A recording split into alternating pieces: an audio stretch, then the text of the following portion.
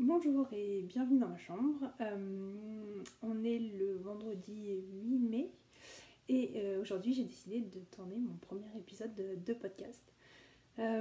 Pourquoi aujourd'hui En fait, on est en période de confinement comme vous le savez et du coup je regarde beaucoup de podcasts pour me changer les idées, me donner de nouvelles idées aussi.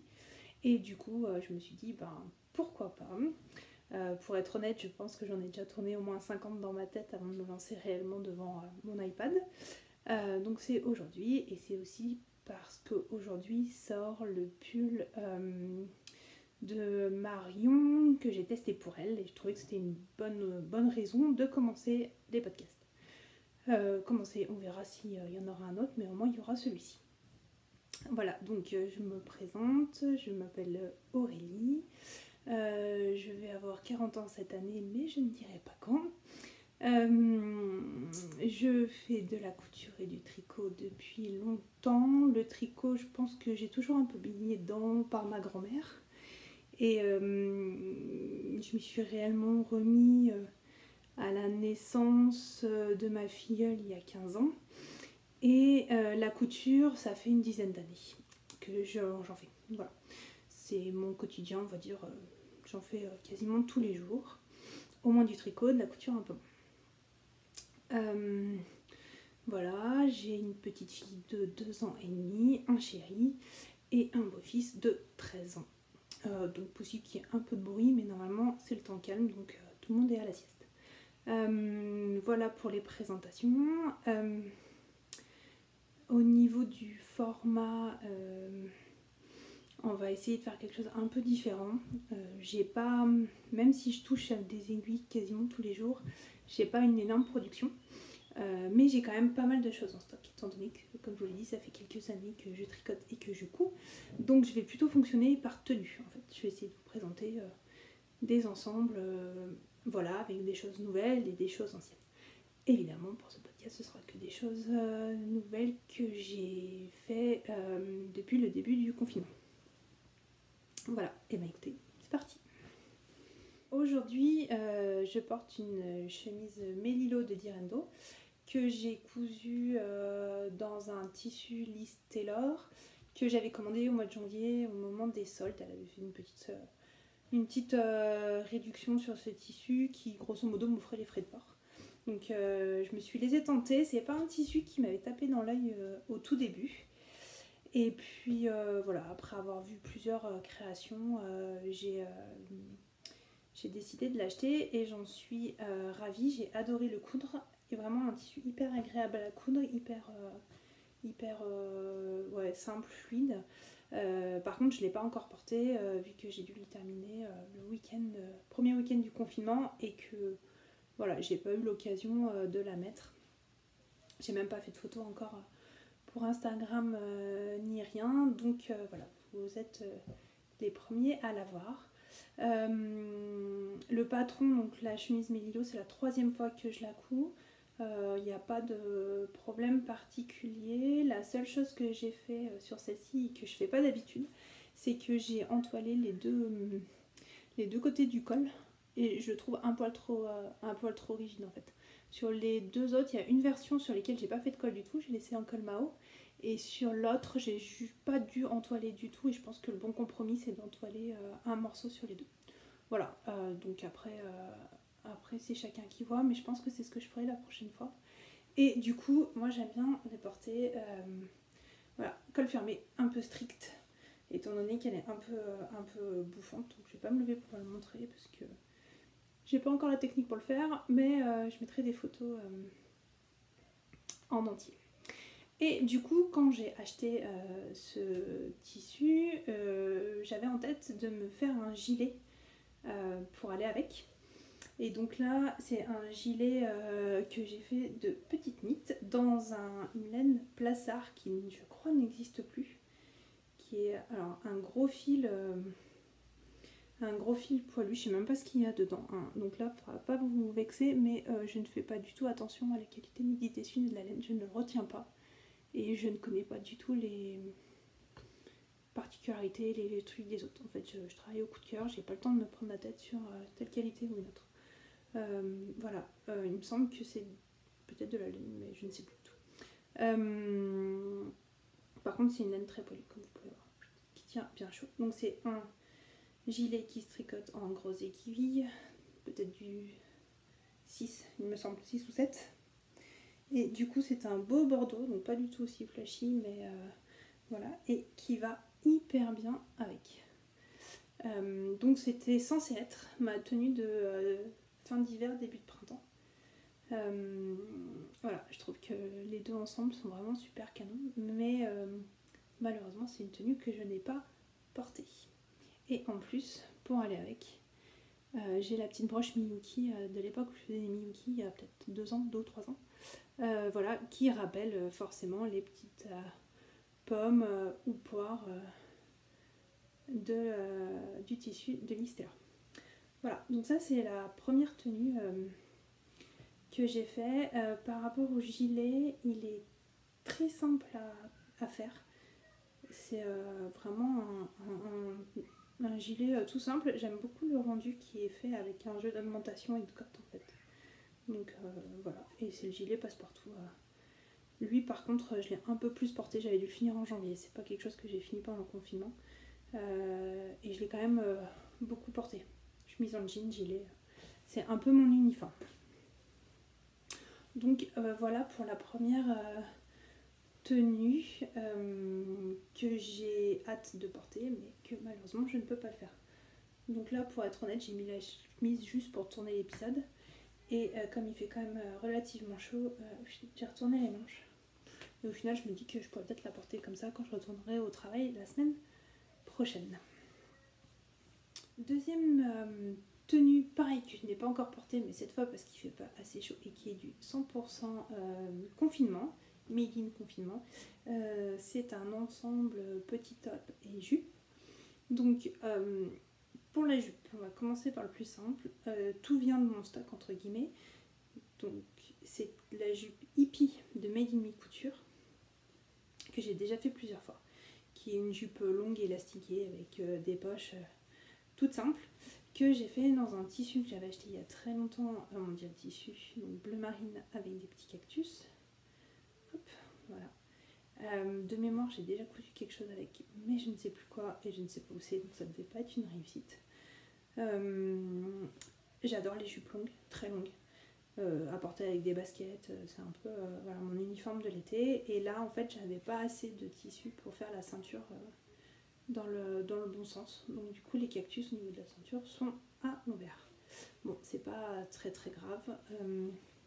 Voilà, et puis après, au niveau des poches, c'est des poches toutes simples. Voilà, donc la petite jupe bateau qui va bien. Et pour aller avec, alors c'était pas prévu pour aller avec, mais il s'avère que ça tombait très bien. J'ai voulu acheter 2-3 patrons de République du chiffon.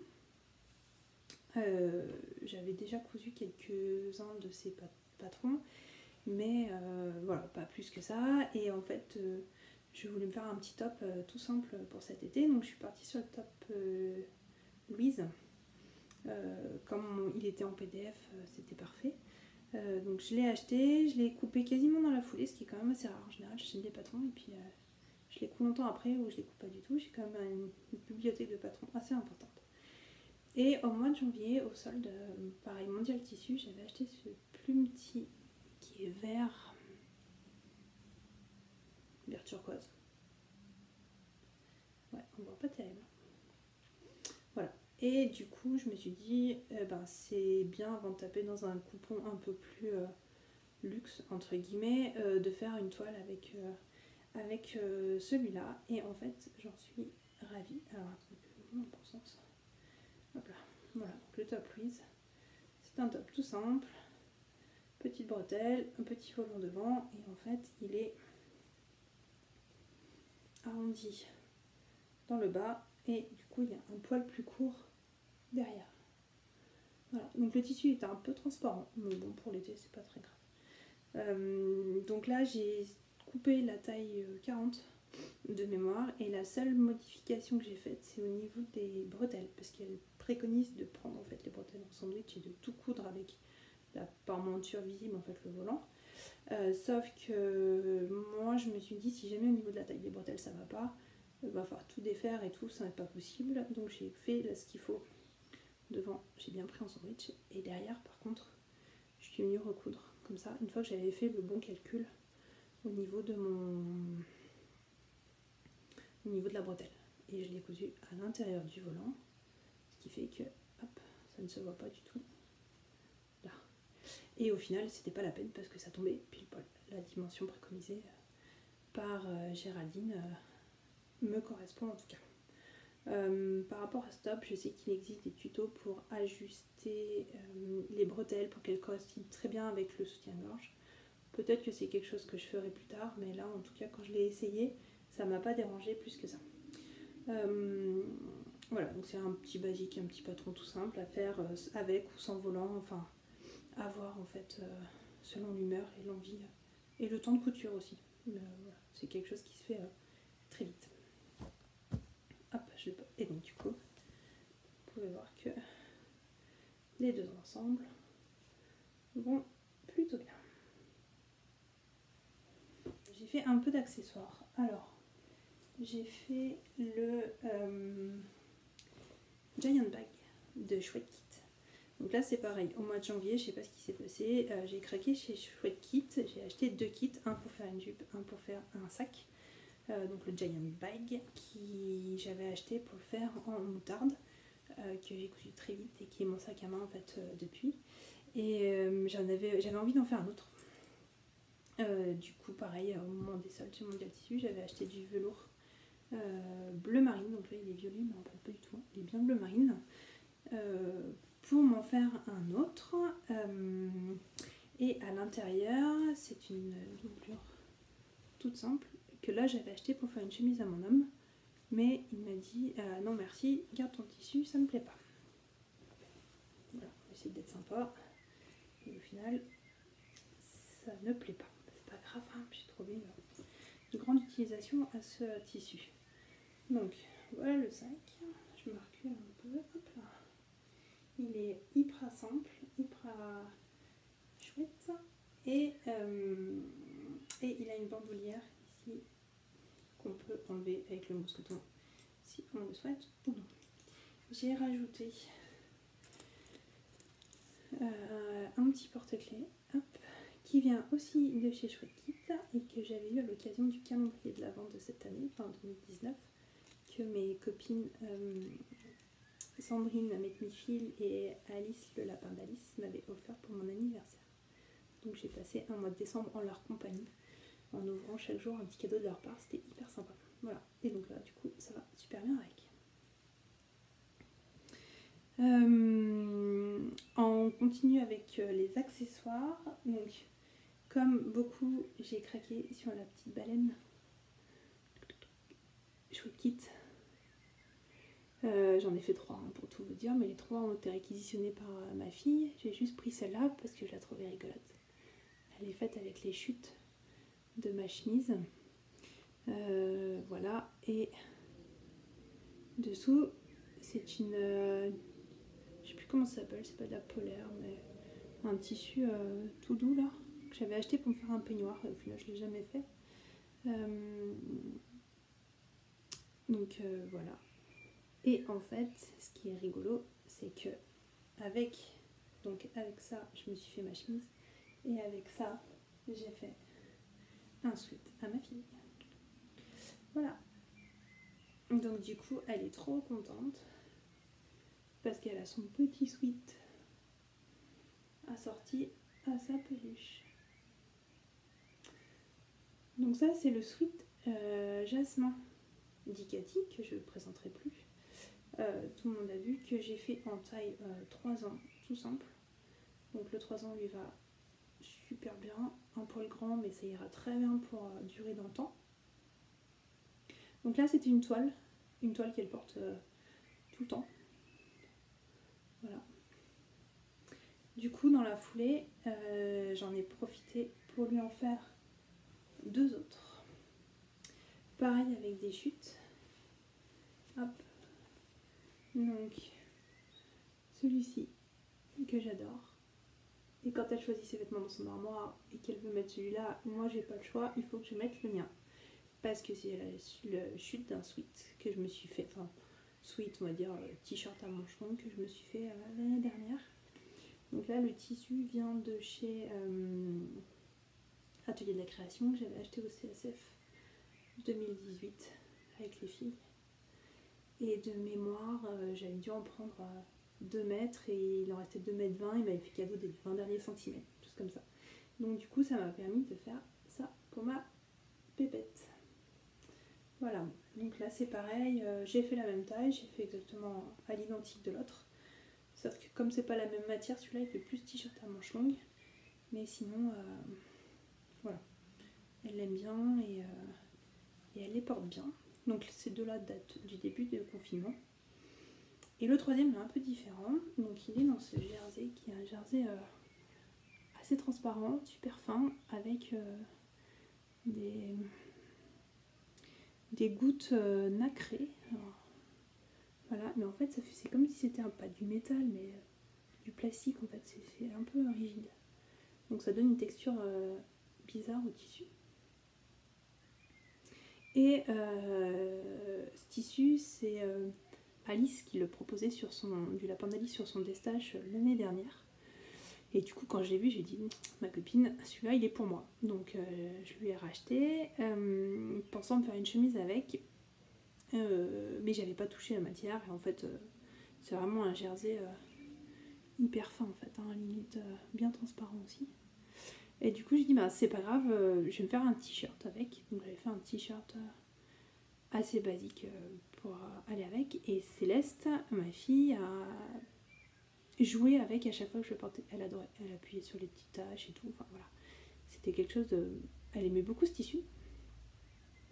Et l'autre jour, elle est venue dans mon atelier farfouiller et elle est retombée sur un coupon, mais vraiment tout petit.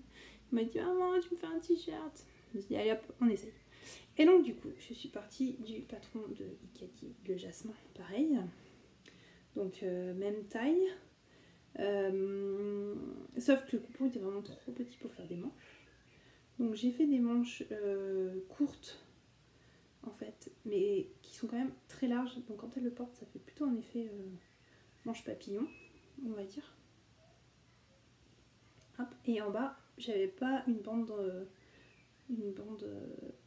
assez grande, donc j'ai vraiment fait un tout petit, voilà, un tout petit style borcotte, histoire de rallonger un peu le t-shirt. Voilà, bon, c'est pas une grande réussite, mais je pense qu'il fera bien l'affaire pour cet été. Pour cet été, il jouera bien son rôle de petit t-shirt sympa. Donc ça nous fait 2 petites tenues maman-fille hyper mignonnes. Voilà. Et dernière chose que je vais vous montrer en termes de couture, hop, je pose là.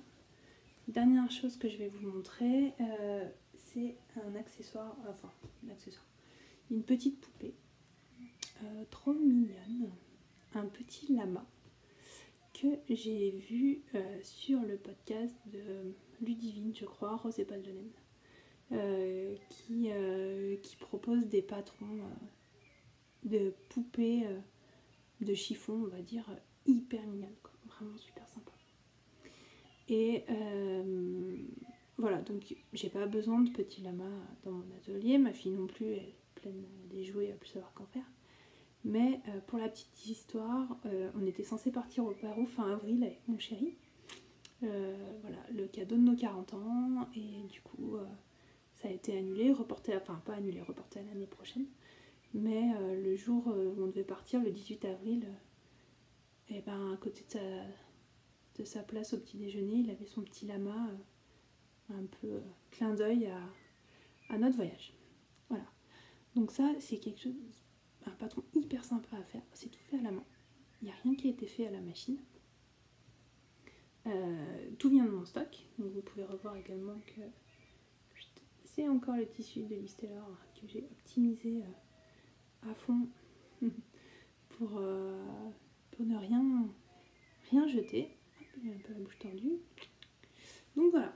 Donc du coup le petit lama, donc on coupe les pièces, on les peint n'importe quoi, on les coud à la main à la main, on les assemble au corps, un corps plat pour pouvoir s'asseoir et tenir un peu comme ça sur une étagère. On rembourre au fur et à mesure. Les pompons, normalement, c'est les pompons qu'on fait. Donc elle dit avec la technique de la fourchette, j'ai jamais fait, mais moi j'avais des pompons tout faits que j'avais acheté chez Audio à Noël. Hop, donc là ça allait très bien. Je voulais un petit lama pastel. Celui qu'elle propose, elle, est très coloré, aux couleurs du Pérou. Moi je le voulais plus pastel. Voilà. Le tissu de la robe, vous voyez, c'est le même que le petit top Louise que je vous ai montré tout à l'heure. Et ensuite, on rajoute des petites franges. Donc, on assemble le corps. Tout va bien. On brode le visage. Et après, on fait cette sorte de robe poncho, là, toute simple. On vient nouer avec une chute de tissu. Et après, on fait des franges si on a envie ou pas. Enfin, après, on l'habille comme on veut. Donc, voilà. Mon petit lama que j'aime bien et qui reste du coup dans mon atelier. Je laisse le prendre de temps en temps, mais des fois non, ça dépend de ce qu'on a envie. Donc au niveau de la couture c'est fini. Là je vais vous parler d'un pull que j'ai fait pour Marion Knits en test qui sort donc aujourd'hui. C'est un pull qu'elle avait montré sur Instagram début mars je crois. Elle en avait montré un petit bout, j'avais bien aimé. Au début, je pensais que c'était un gilet, donc j'avais postulé pour le test. Et quand elle a dit que c'était un pull, je me suis tâtée. Et au final, je me suis dit non, non, il est vraiment super beau, très travaillé, très texturé. Go, on y va. Donc, ce pull, c'est le Dreamcatcher, qui est un pull, hop, vous allez le voir, tout en torsade, tout travaillé. Voilà. Pareil dans le dos. Hop. Et au niveau des manches, c'est pareil. Il y a une torsade qui coule en fait tout le long comme ça. Donc, voilà. Donc c'est un pull qui se tricote du haut vers le bas en un seul morceau, les manches en rond, etc. On a l'habitude. C'est un pull que j'ai bien aimé tricoter, même si plusieurs fois j'ai cru que j'allais arrêter. Parce qu'il demande quand même beaucoup d'attention. Il n'y a pas un rang qui se ressemble. Le diagramme entre le dos et le devant, on n'est pas forcément au même niveau de la torsade, donc il faut bien, voilà, bien faire attention. Mais c'est un pull qui est quand même superbe et qui porté rend vraiment très très bien. Donc moi j'ai tricoté en alpaca de Plassard en 3,5. C'était de la laine que j'avais achetée en vacances dans une toute petite mercerie, on va dire, à Joyeuse en Ardèche. Voilà, pareil, la dame, c'est une promotion sur cette laine et du coup j'avais acheté de quoi faire. Je crois qu'il m'en reste une pelote et demie. Il faut 6 pelotes. Attendez. 6 pelotes et demie, je crois, pour le tricoter. Donc voilà. Donc ce que j'ai aimé en fait dans ce pull, c'est que j'ai découvert plein de nouvelles techniques. Le montage est vraiment particulier. Je me souviens plus trop d'ailleurs. Je dis ça, mais je me souviens plus trop. Je crois qu'on tricote une bonne partie du dos. Après, on remonte des mailles. Oui, c'est ça. On tricote une bonne partie du dos jusque là, en fait, jusqu'à arriver là. Ensuite, on reprend les mailles. On refait jusque là, on reprend les mailles, on refait jusque là, et après on rejoint pour tricoter tout droit jusqu'à la monchure.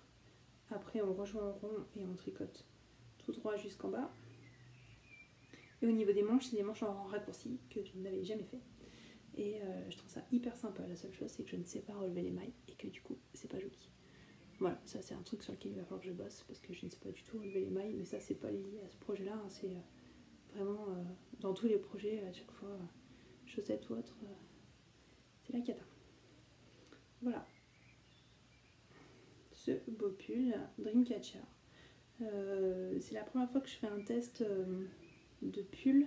D'habitude, j'ai déjà fait des tests chaussettes, 3 je crois, 2 ou 3. Donc voilà, et là c'est la première fois que je me lançais là-dedans. c'est sympa, il y a des bons échanges avec les autres testeuses et tout. C'est plutôt cool.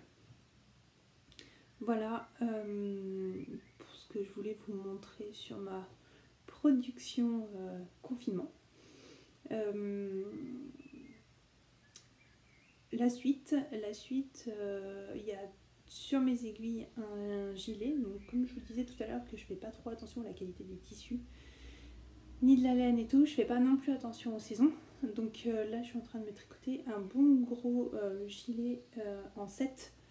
Hop là, on peut le voir là avec. C'est de la file rocaille de fil d'art.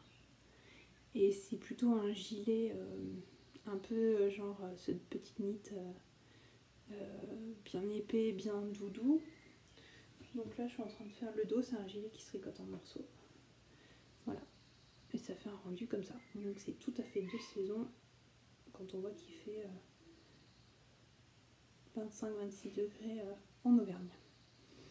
Mais bon, c'est pas grave, je me tricoterai un débardeur en décembre.